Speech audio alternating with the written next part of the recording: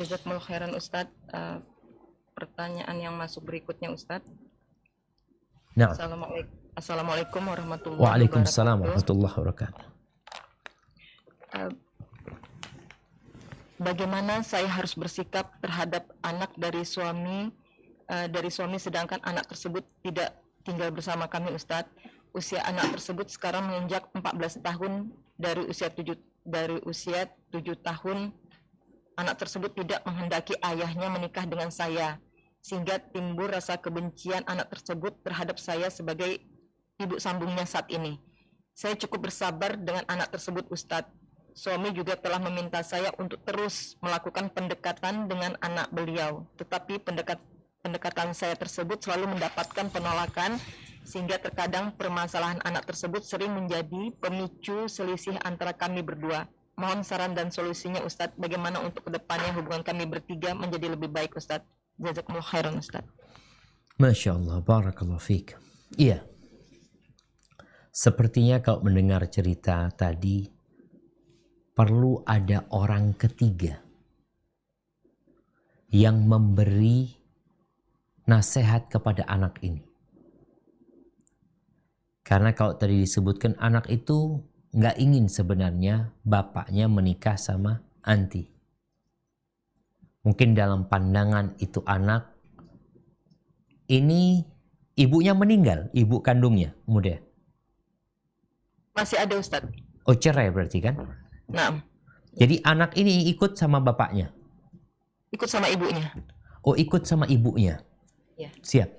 Berarti masalahnya jamaah,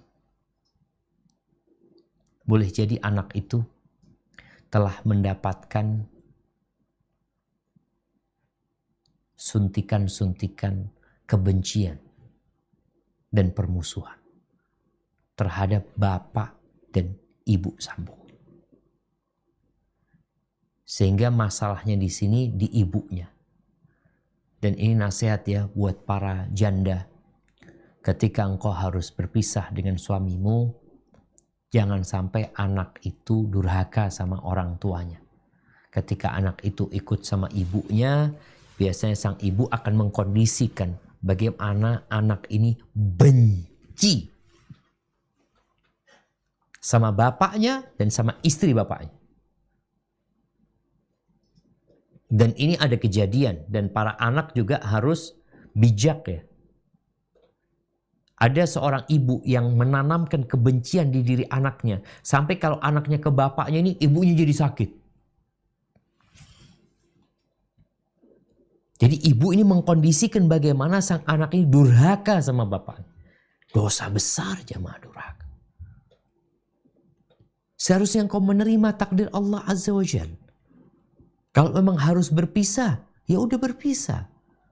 Kalau memang bapaknya menikah dengan perempuan lain, ya udah takdir ya dia nikah sama perempuan lain. Jadi kadangkala kondisi seperti ini nih, kalau bapaknya di antara yang menyebabkan hal seperti ini, bapaknya nikah lagi, poligami bapaknya. Kemudian istri pertamanya ini gugat cerai. Disitulah dia menanamkan kebencian di diri anaknya kepada bapaknya dan merasa atau menumbuhkan di diri anaknya bahwasanya ibu sambungnya itu, istri bapaknya itulah yang menyebabkan perceraian. Bukan. Sudah selesai urusan perceraian ini. Jadi kalau dikatakan tadi anak yang umur 14 itu benci sama ibunya ya, sama ibu sambungnya, ini ya karena sudah ditanamkan kebencian biasanya sama ibu kandung dia. Apa yang perlu dilakukan?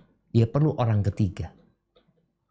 Kalau bapaknya yang ngomong, bapaknya sudah dicap sama anak ini, bapak yang zalim. Karena menceraikan ibunya umpamanya. Ketika ibu sambungnya yang berusaha mendekati dia itu sudah punya stempel di dirinya, ini yang menjadi penyebab ibu Ana diceraikan sama papa. Sehingga sulit untuk masuk ke pintu yang tertutup. Maka perlu mencari kunci yang membuka pintu ini. Orang lain yang memberikan masukan. Tapi ini usaha ya, ini namanya usaha. Usaha bagaimana? Kalau tadi udah usaha dari pihak ibu sambungnya, udah berusaha pendekatan baik, udah selesai engkau. Engkau cari usaha lain dengan siapalah. Dia sudah umur 14 tahun, ya insya Allah bisa dikasih tahu. Mungkin ada seorang ustadz, mungkin ada seorang kawan, mungkin ada seorang paman, seorang bibi yang memberikan penjelasan kepada dia bahwa perceraian yang terjadi antara ayah dengan bundamu itu sudah ditakdirkan Allah Azza wa Jal, dan sekarang mereka punya kehidupan masing-masing umpamanya. Kemudian setelah itu sampaikan juga kewajiban anak untuk berbakti kepada ini jangan ibu yang nyampaikan tapi orang lain tadi, sehingga anak itu menjadi sadar atas kewajiban yang seharusnya dia lakukan.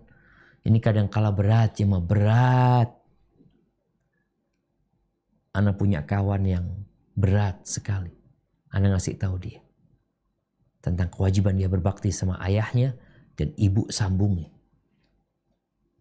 Dan dia udah benci sama bapaknya. Anak ngomong sama dia, sampai kapanpun kau anaknya Fulan, gak akan pernah berubah.